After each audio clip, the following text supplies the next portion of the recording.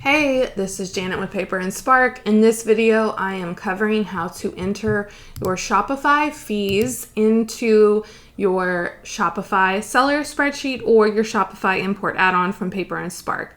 In this video, I will be using the Shopify seller spreadsheet, but the steps work exactly the same if you're using the Shopify import add-on, so don't be confused if that's you.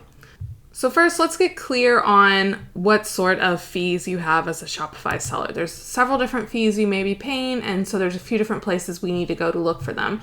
I have more details and a helpful link about all the fees that you could be paying to Shopify in the Google Doc instructions for your spreadsheet, so don't hesitate to look over there if that helps.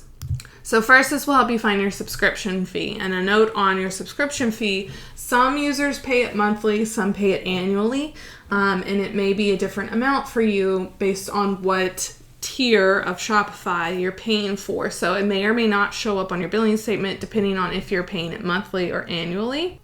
We also have Shopify transaction fees, which are only going to show up for you if you are not using Shopify payments. They only charge you a transaction fee if you're not opting in to using the Shopify payment setting. Now, that's different than the credit card processing fee that you pay on your Shopify payments, which we'll talk about after this. But just know that that is a thing. Then we have any app or application fees you pay for any of those third-party apps that integrate with Shopify. Those are going to show up on your billing statement too. Finally, on your billing statement, you will see shipping fees if you purchase your postage labels directly through Shopify. If you integrate with a third-party app for that, you're not going to see your shipping fees on that statement.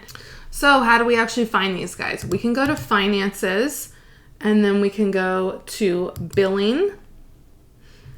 And then you want to scroll down to View All Billing History. Now you can look at your statement of charges. I kind of like this form a little better, but the problem with this one is that it's only available for the past 90 days. So if you are behind at all in doing your books, this is not very helpful. So that's why I suggest Finances, Billing, and then go to View All Billing History. The only tricky thing about these bills are that for most sellers, they cut off in the middle of a month. The billing cycle is mid-month.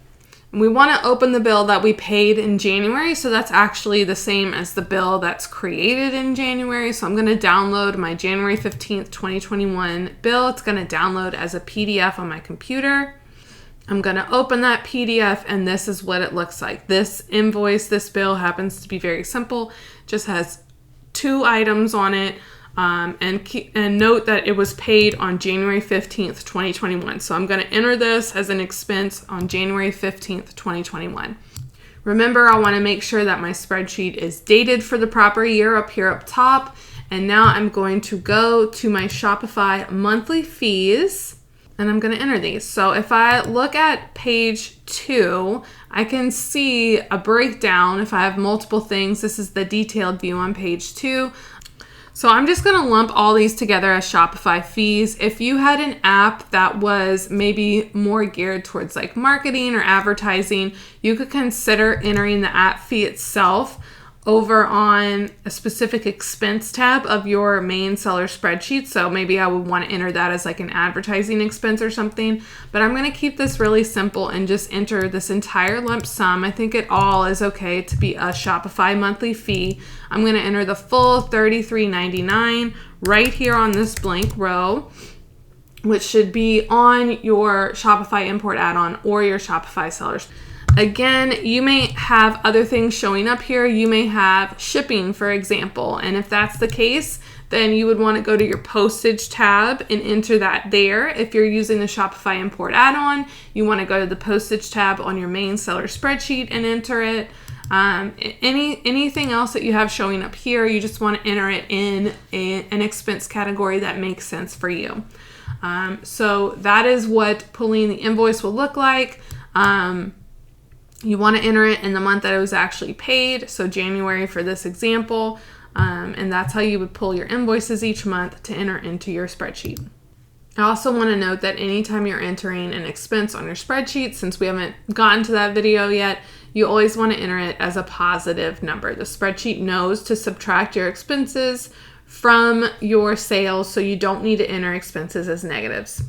All right, let's talk about the remaining fee that's not on that billing statement, and that is your credit card processing fees that Shopify charges you. So this is for any payments in which a customer checks out using Shopify payment as their payment method. If you have like PayPal turned on or a third-party credit card processing thing, they will charge their own processing fees. So you'll need to go in and pull those. I do have instructions for how to find your PayPal processing, your PayPal commission fees to enter in another video. But let's talk about finding the credit card processing fees for Shopify payments specifically. This one is just a little bit trickier. So back on my Shopify dashboard, I'm actually going to go down to settings down here, okay? Settings, and then I'm going to click payments. So these are the two methods of payment that this particular seller offers. She does have Shopify payments. So if it's turned on, I'm going to go here and then click on view payouts.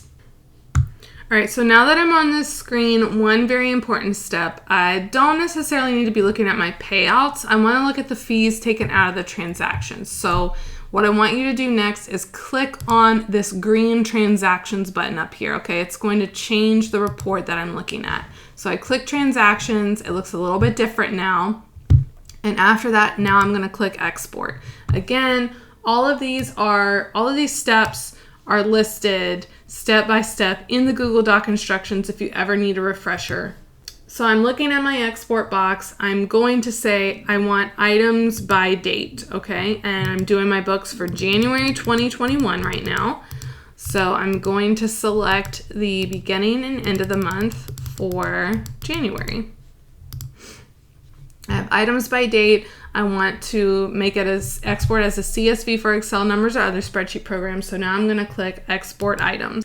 And then the file is going to be emailed to me. All right. So then you need to go check your email. And I can't pull that up in my email right now because I am not actually this seller. So once you find it in your email, you want to right click on the link in your email and select download linked file.